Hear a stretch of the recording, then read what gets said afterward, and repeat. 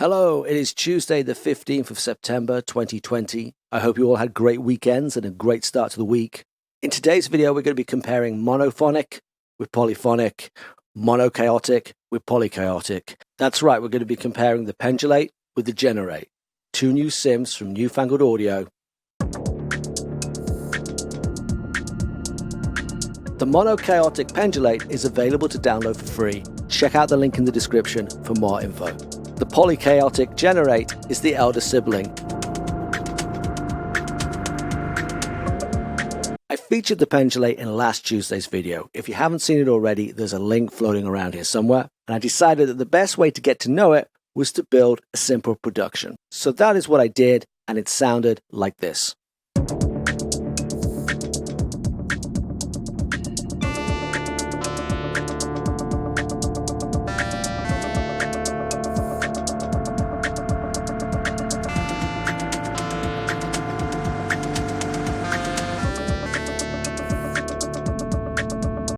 I thought it'd be cool to compare the Pendulate with the Generate. So I took the MIDI files from my Pendulate production and used them to trigger voices in the Generate.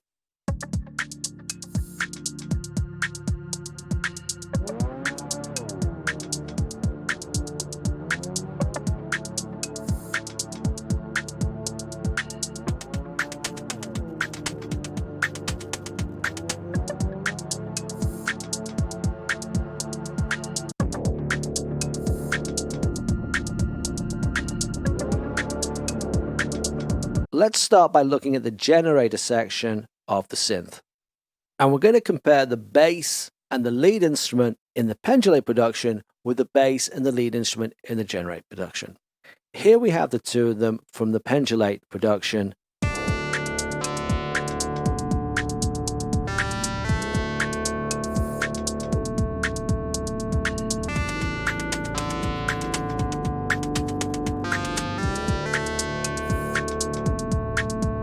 Now let's have a listen to the bass and lead instrument from the Generate production.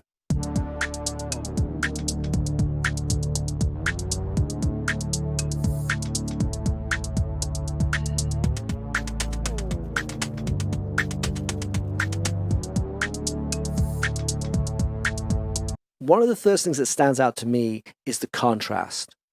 For me, in the Generate production, there's a better contrast in terms of tone and timbre between the bass and the lead synth. They sit much more easily in the production. If you look at the Pendulate production, both instruments are using the double pendulum as a generator. Whereas in the Generate production, we can use different generators for each instrument.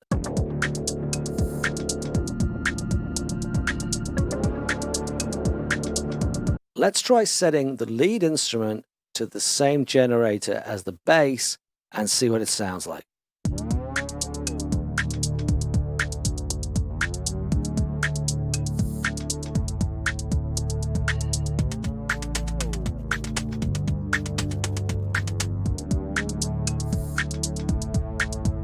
And I think you can hear that with Turbine, the production seems a lot flatter. The lead isn't really standing up very well. It's not really working very well. But maybe that's just Turbine. Maybe it just doesn't suit the lead instrument so well. So this time, let's match the bass to the lead instrument. So let's put the bass on Discharge.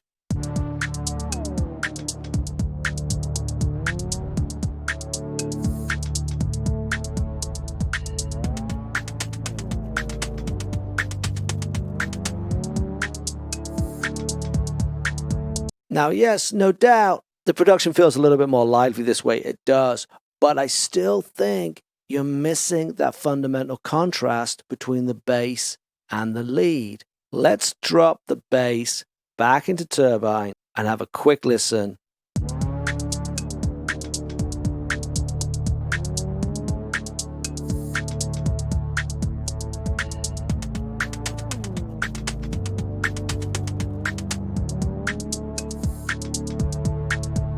There's something very, very subtle about that.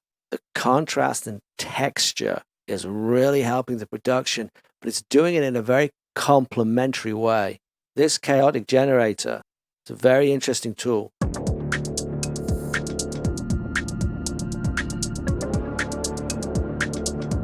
But what if we try different contrasts? Maybe it's just because we have two different setups. So I tell you what, let's take the bass, let's put it on the good old-fashioned double pendulum, and let's take the lead and put it on the Vortex.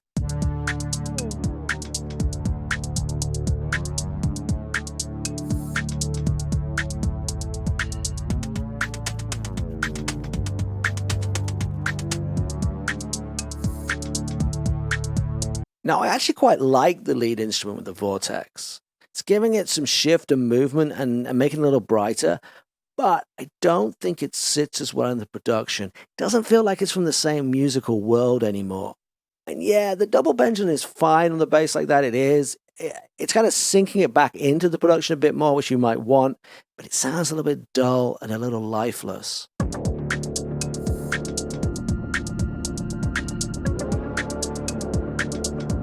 Next up, let's have a look at the wave folder. Here we are in the Pendulate, and you can see there's only one choice of wave folder.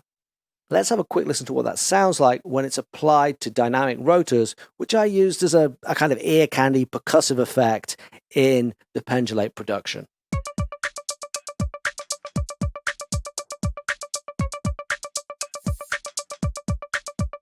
Let's move over to the Generate, and you can see that we have a choice of three different wave folders: 259, Animated, and Fractal. Let's have a quick listen to what 259 sounds like when it's applied to the percussive effect that I used in the Generate production AB Dark Plug Animator.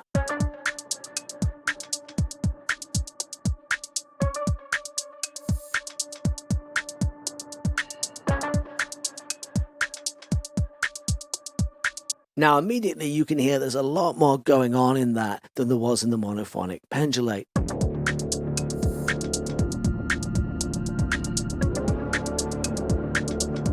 Let's take a specific look at these different options, shall we? So here we are again with the 259 option.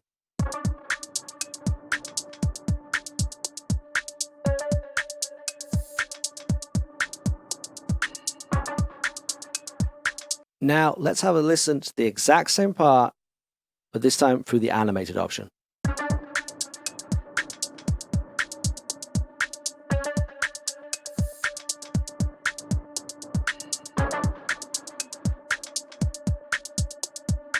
You can hear there's more distortion, there's more shifting in the background. Let's have a listen to the Fractal option.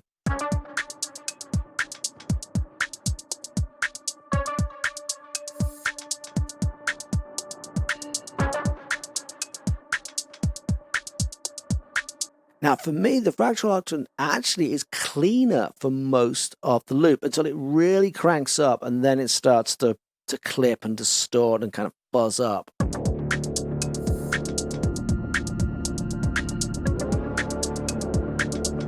Let's flip it back to 259 and let's take a look at this switch here, which allows us to switch between analog and digital. So right now we're on a digital setting.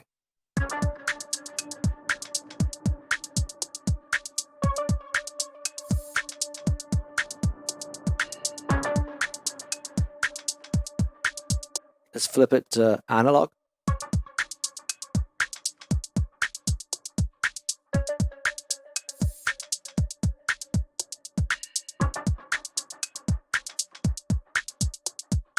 Something very, very nice about that.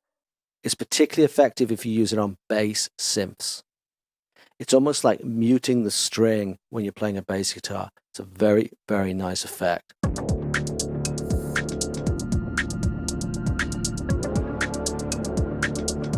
The low pass gate is the same for both the Pendulate and the Generate. Let's move on to the lower panel that deals with effects. And as you can see, a lot more choices in the Generate. Some of the extra options come in the form of repetition. So for example, instead of just one envelope module that we have here on the Pendulate, we get two on the Generate. The same is true of the LFO. We have one here on the Pendulate and we get two on the Generate. And then in addition, we also get a couple of extras. We get a sample and hold module and we get a sequencer.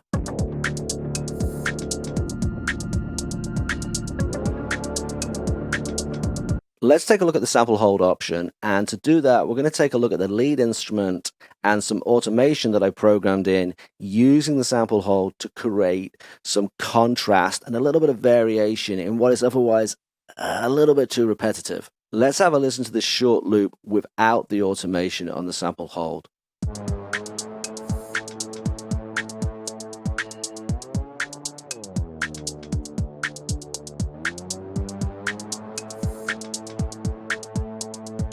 I've dropped the auto back in. Let's have another listen.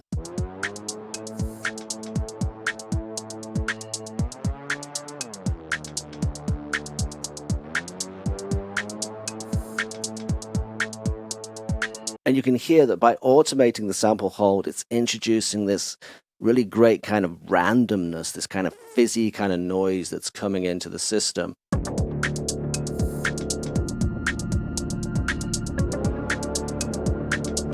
Let's move over to the sequencer option and we'll stay with the lead synth. I have the sequencer set up to affect the amount of animates in the chaotic generator. And I have it set up so that it's switching it on and off. Let's have a listen first with the automation off.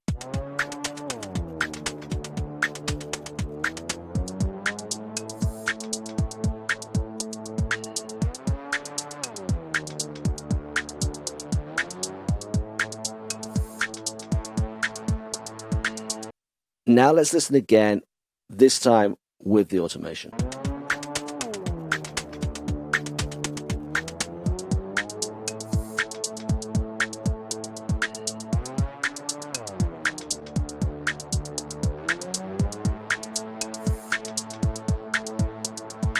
And you can hear that the sequencer is introducing a little bit of pulse and a little bit of movement.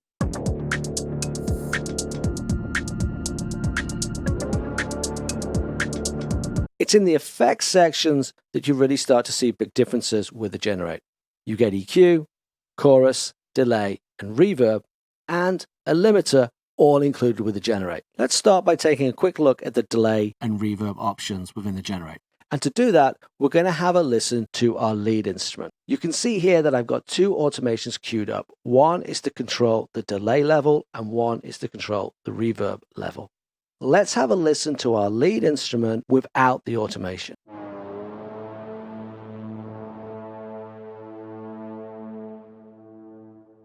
Pretty dull. I've dropped the auto back in. Let's have another listen.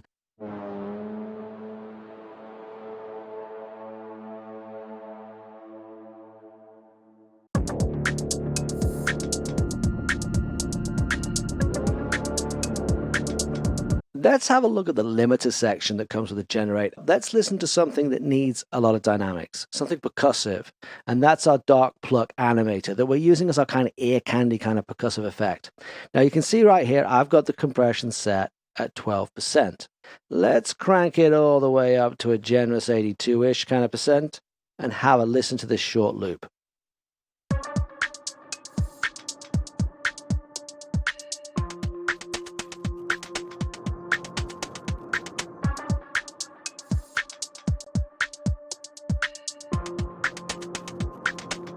Let's bring it back down to 12% where it was before, and let's listen again.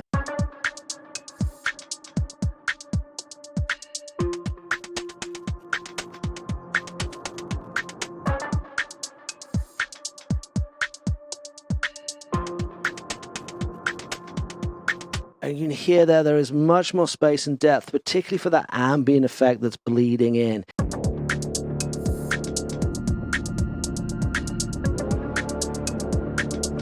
One of the other options that's very cool about this limiter is the position option. You can see here that we've got it set after the EQ. Let's switch it to before the EQ and have a quick listen to what the difference is.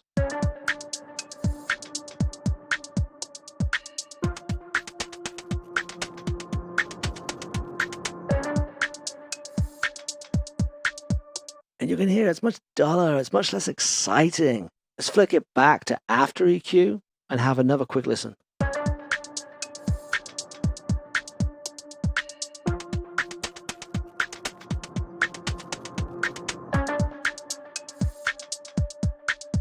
Why the big difference? Well, let's take a look at the EQ and see if we can figure it out.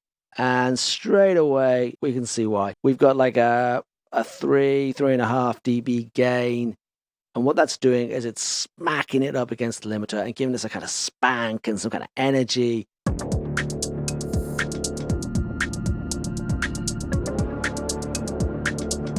Let's take a quick look at the EQ. We don't need to spend too much time on it because after all, it's an EQ. It does what an EQ does. So I've queued up our lead instrument, which as you can see, doesn't currently have any EQ on it. So let's start the lead instrument off in a loop and let's see what happens when we start to mess with the EQ and the lead instrument. Here we go. See if we take some lows out.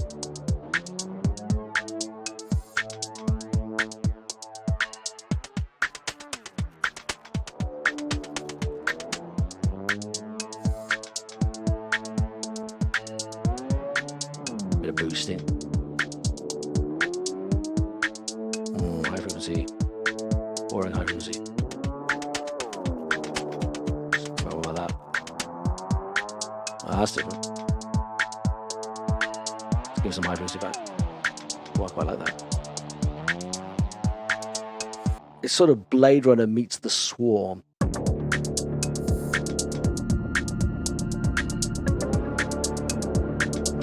Staying with our lead instrument, let's have a quick look at the chorus effect. And you can see we're not actually using this either on the lead. So it's a good excuse for us to get in there and really mess with it. So let's crank that mix all the way up so we can hear it. And we've got some depth. Let's get that rate going.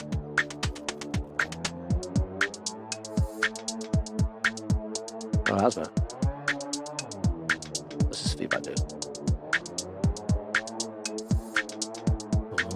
Let's get some more depth. Width.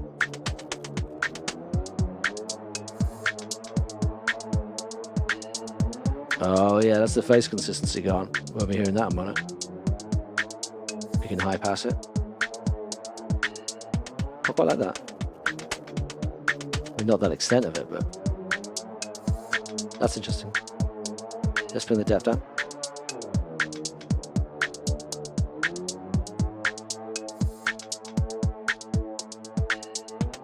Turn that rate down a bit. Feedback out.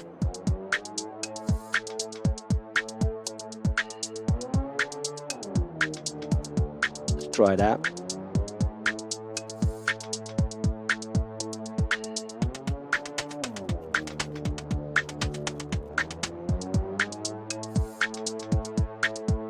Without. Good.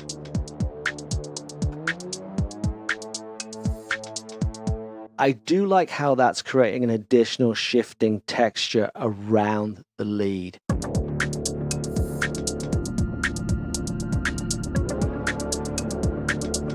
The chaotic generator is surprisingly subtle. I really like how you can shape texture and tone with it. It's great for creating contrast within the production, but also in a way that creates a sort of palette for the production. The wave folder options really allow you to vary how the saturation is behaving within the instrument in terms of how quickly and how steeply it saturates relative to the other elements that are going on around it. I really like this analog digital switch. It is so good on basses. If you just want a bass to sit in there, like you're just slightly muting the strings. The additional LFO and envelope options are very nice to have. I particularly found the LFO options useful because you could time different beats. The limiter on one level, for me, it does flatter to deceive slightly. I felt that I had to back it off quite a lot on all of the presets. It's like the presets are kind of set pre-mastered for their dynamics. But once you back it off, very, very useful for creating tone. The limiter position option is a real highlight. The ability to be able to go before, after EQ, or after effects, very, very smart.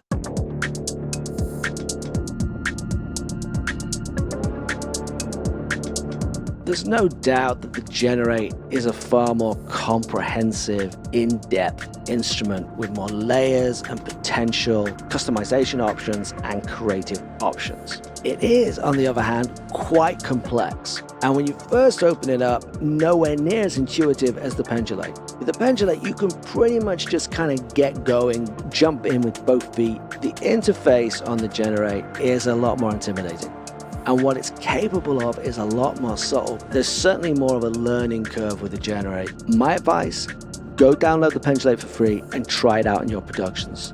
If it doesn't work for you, don't bother thinking about the Gravitate, because if you can't work your way around this, you will not be able to work your way around the Gravitate. If the Pendulate does work for you, give serious thought to upgrading to the Generate. You're going to get so much more from it, there's so much more depth, so much more control, so much more creative possibilities, so much more that it will bring to your productions. Thank you for watching. I hope you found that useful. If you enjoyed this video, please like and subscribe. And until next Tuesday, good night and good noise. Stay safe and stay healthy.